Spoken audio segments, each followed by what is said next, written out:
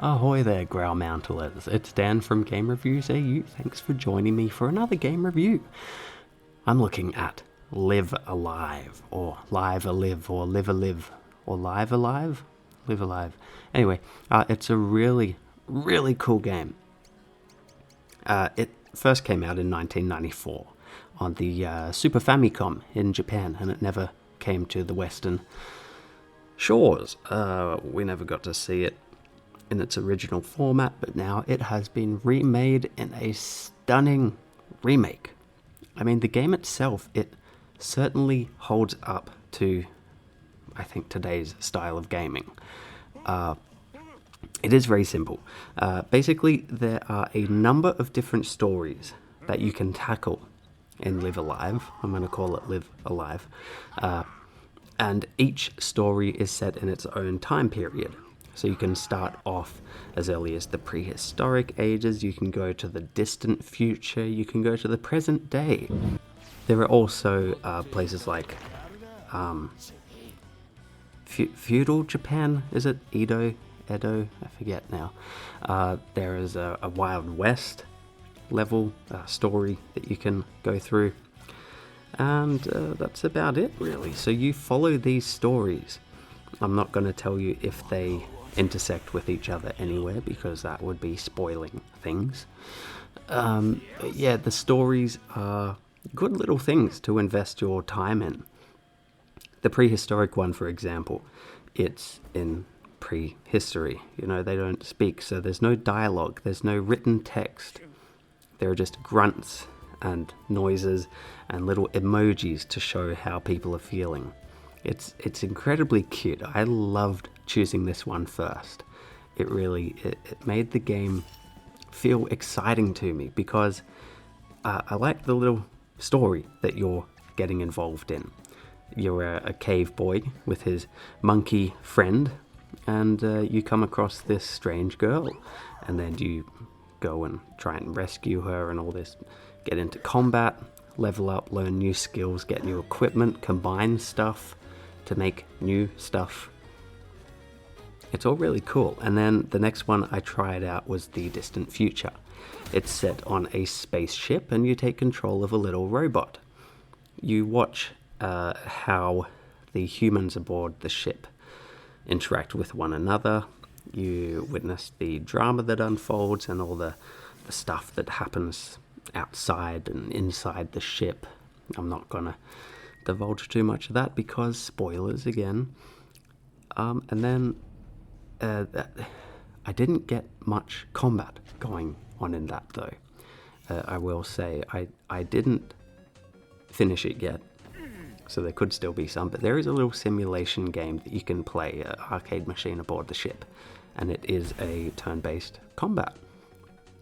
I forgot to mention, the combat in this is all turn-based, and you play on this little grid, and you move around, and both you and your enemy have ATBs, active time battle, what? Sort of like turn gauge. Active turn bar, I forget. And then you choose your attacks. Your attacks can do a AoE, they can hit multiple tiles, they can hit single tiles, they can cause status impairments or buffs. You get multiple people on your team, and yeah, you get XP for battling and level up and learn new skills. It's really, really fun. And the skills, and the prehistoric one, they're so funny. Yeah, so the monkey and the cave boy have fart attacks, poop throwing attacks and whatnot. The cave boy has this cool shout area of effect attack, and I found it interesting that each time you use that shout attack, it's a different sound effect. It's not constantly just recycling the same sound effect over and over.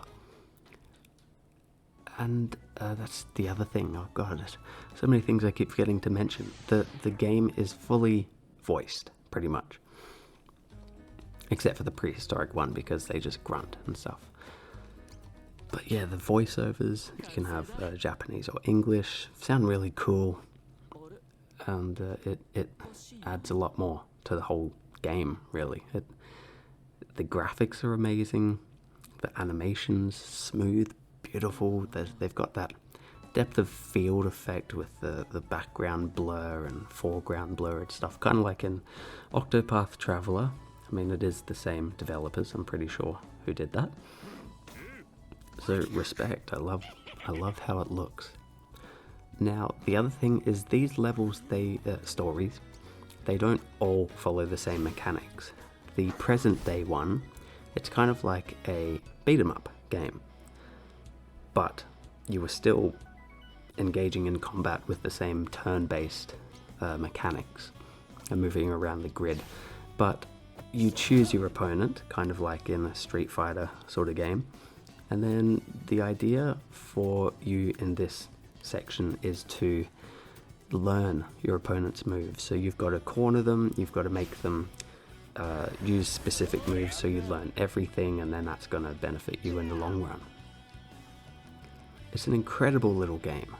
I highly recommend getting into it if you are a fan of JRPGs, getting to know stories, characters, enjoying lovely pixelated but detailed graphics, getting your combat on in many different ways. It's quite challenging actually at times, the combat. It's not all super easy. You've got to be on your toes. You've got to be prepared and use strategy, and if you die, then that's it, game over. You got to reload from the last save, which is, yeah, fair enough. You can tackle the stories in Live Alive via any order. You can start wherever you want. You can even finish playing one of the stories mid-point. You know, you can stop whenever and go start another one. So if you start one and you think, oh, this is a bit boring, I'll try a different one.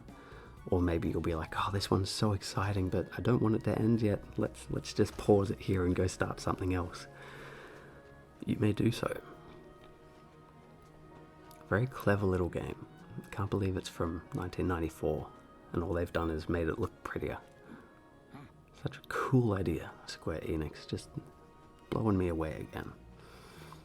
I'm giving Live Alive on Nintendo Switch 5 out of 5 stars. Too easy.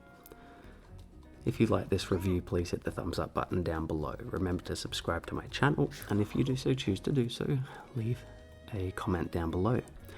Also, please consider pledging to my Patreon page. Any pledge is much appreciated. Thanks. See you next time.